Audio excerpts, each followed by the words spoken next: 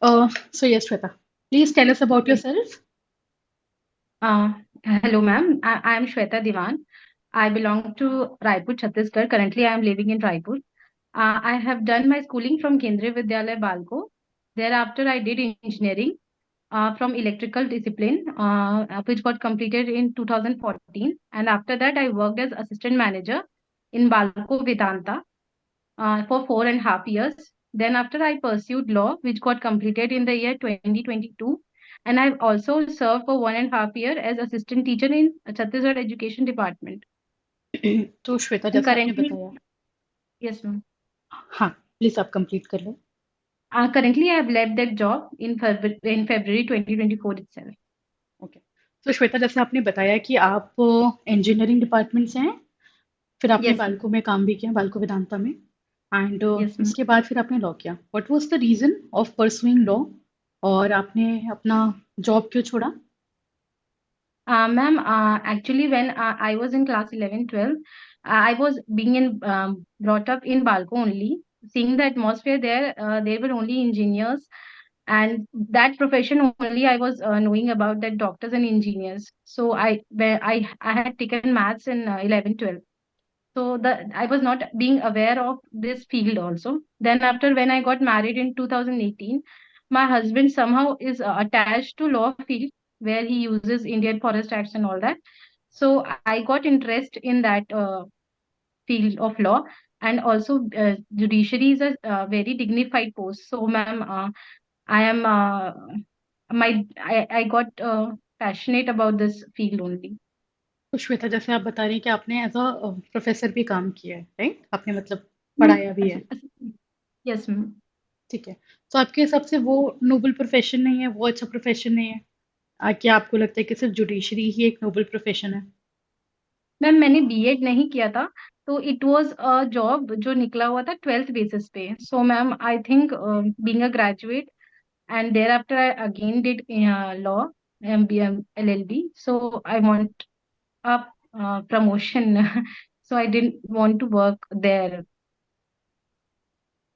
अच्छा, आपका कोई favourite subject? Ma'am, as of now सभी में मेरी रुचि है. अच्छा, ठीक है। अच्छा, मुझे ये बताइए, कंसेंट और विलिंगनेस में क्या डिफरेंस होता है, श्वेता?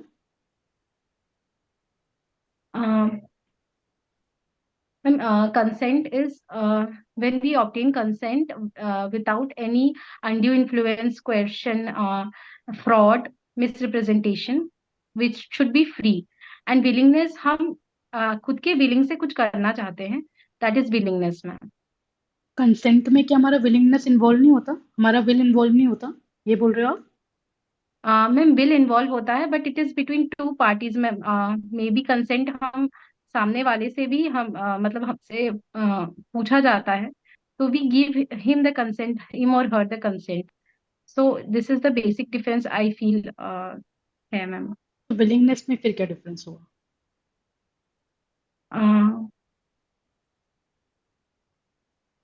विलिंगनेस में फ्रॉड, मिसरिप्रेजेंटेशन, ये सब का कोई एस्पेक्ट नहीं है ma'am.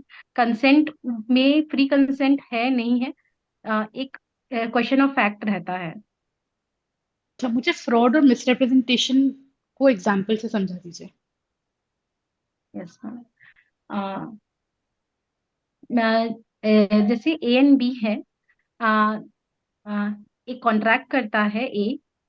He proposes to sell tin of oil to B, जो कि that is not of good quality.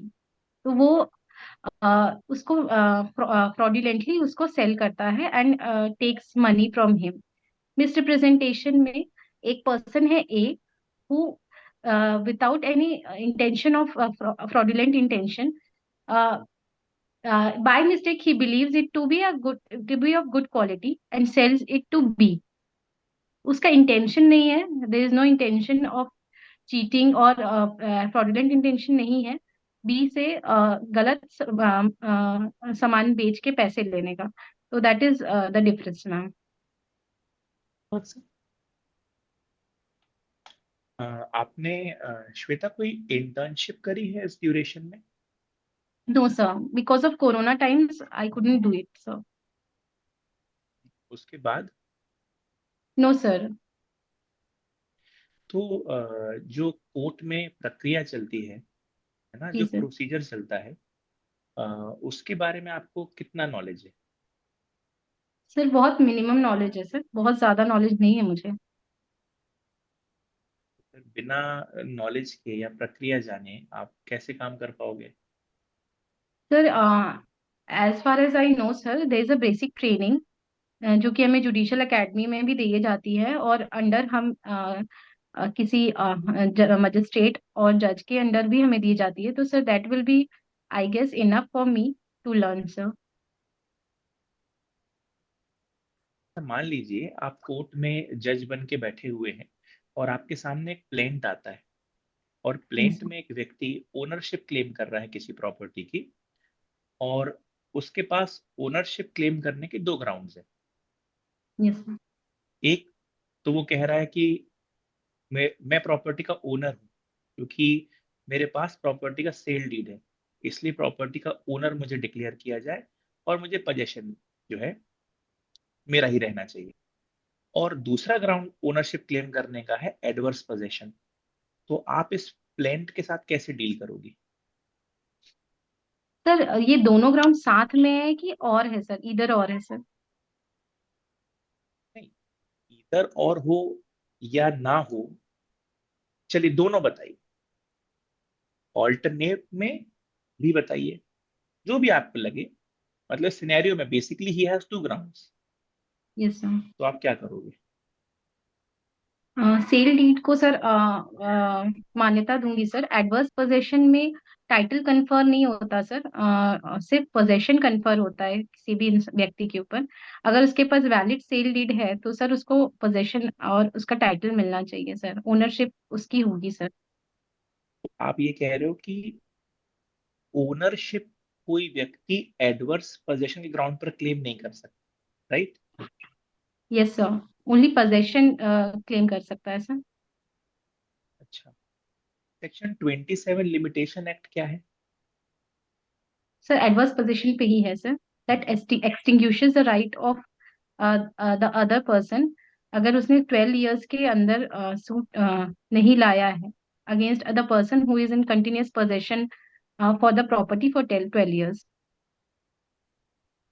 एक व्यक्ति अगर प्रॉपर्टी के कब्जे में है और वो ओनरशिप क्लेम कर रहा है इस ग्राउंड पर कि वो 12 साल से प्रॉपर्टी के पोजेशन में है, इसलिए उसको ओनर डिक्लेयर किया जाए, तो आप उसको ओनर डिक्लेयर नहीं कर पाओगे? As far as I know sir, I will not declare him the owner. अच्छा, तो जो आपने बात बोली, फिर इस बात का मतलब क्या है? सेक्शन 27 में आप ये कह रहे हो कि एक व्यक्ति अगर 12 साल के अंदर केस नहीं लाता तो उसका राइट एक्सटिंग्विश हो जाता है। तो ये राइट जो एक्सटिंग्विश हुआ है, ये काहे का राइट एक्सटिंग्विश हुआ है? सर पोजेशन का सर। पोजेशन क्लेम करने का राइट एक्सटिंग्विश हो गया। Yes sir. ठीक है, तो अच्छा, ठीक है शिवानी। अच्छा श्वेता, आपने एसआरए पढ़ा है? Yes ma'am. एसआरए में क्या 2018 से क्या अमेंडमेंट इंक्लूड हुए हैं? क्या चेंजेस सर किए गए? मैम, यस मैम, वो 2018 में मैंडेटरी कर दिया गया स्पेसिफिक परफॉर्मेंस। सेक्शन 10 में शैल वर्ड ऐड किया गया मैम। और क्या चेंजेस किए गए? मैम इंफ्रास्ट्रक्चर प्रोजेक्ट्स के लिए स्पीडी डिस्पोजल के लिए भी एक सेक्शन ऐड किया गया, which should be concluded with in 12 months. Section 7 और 8 का डिफरेंस आप मुझे बता सकते हैं?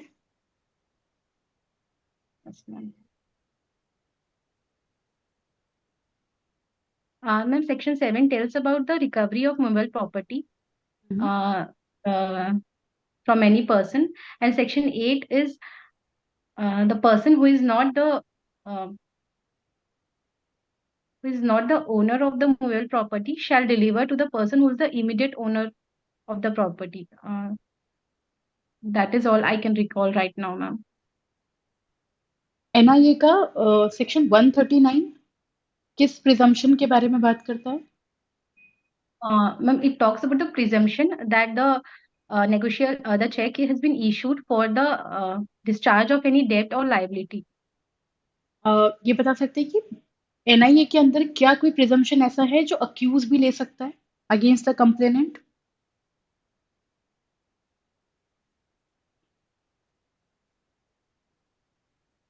Sorry, ma'am, I cannot recall it right now. FIR और कंप्लेंट में क्या डिफरेंस है, ये बता सकते हो? Uh,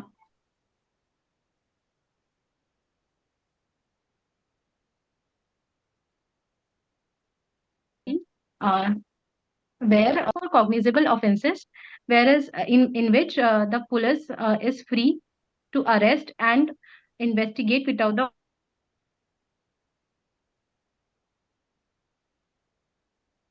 and complaint is offenses of non-cognizable nature, and where the police officer cannot investigate or arrest without the orders of the magistrate.